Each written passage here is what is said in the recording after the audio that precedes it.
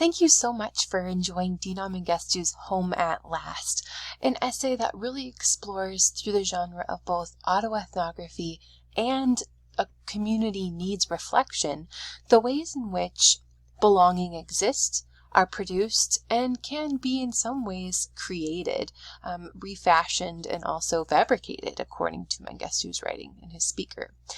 In this particular writing, I wanted us to also notice some of the more concrete features that undergird this larger thesis on belonging or not belonging.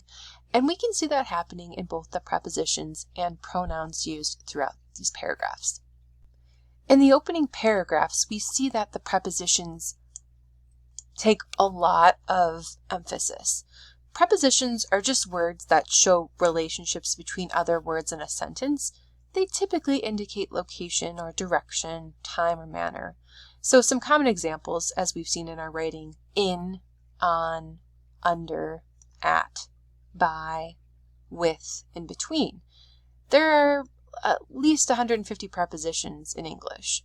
And so it's helpful to kind of familiarize yourself with some of the most frequently used ones, like of, for, to, with, in, on, at, and by. Why is that interesting? Why is that important? Well, we can see that happening and working to great importance, in fact, in this particular essay. For example, Mengestu's strategic use of prepositions to and from are highlighted in that opening to emphasize a physical and emotional alienation that the speaker is feeling in that moment. The writer says, "I simply am Ethiopian," without the necessary from that serves as the final assurance of our identity and origin.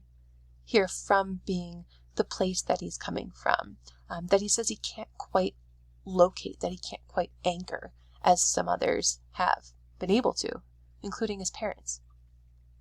Later he says, "I can't say when exactly I first became aware of that feeling, that I was always going to and never from. But surely I must have felt it in those first years in Peoria, with my parents, sister, and me, always sitting on the edge of whatever context we were supposed to be a part of." And so here in the actual language, Mengestu is working through these ideas of belonging, of coming from a different country, from Ethiopia when he's 2 years old, thinking about if he can locate that heritage in his experience in the U.S. And so he uses the words to and from to vacillate between that difference. A second technique I'd like you to take note of in this particular writing is an emphasis and shift that happens very subtly through the pronouns, the words that refer to people in this particular writing. Specifically, the strategic use of pronouns that trace a movement from an isolated I, that first person I, to a sort of collective belonging, a sort of third person experience. And so you'll see this chart over here, the ways in which we describe ourselves. The first person I happens for most of our writing, for most of this particular piece that we read, Dinaw Mengestu's Home at Last.